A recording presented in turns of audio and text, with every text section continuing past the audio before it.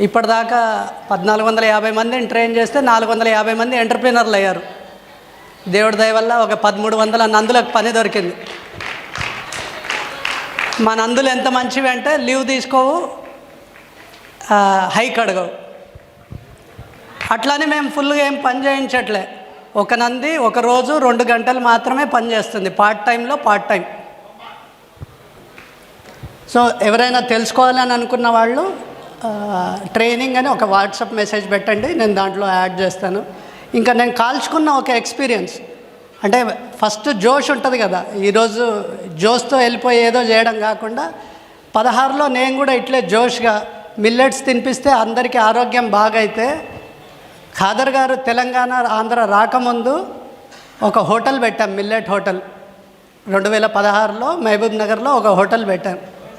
10 లక్షలు కాల్చుకొని నేర్చుకున్నది ఏంటి అంటే ఆరోగ్యం గురించి ఆలోచించేవాడు బయట తినడు, బయట తినేటోడు ఆరోగ్యం గురించి ఆలోచించాడు అని 10 లక్షలు ఖర్చు అయింది.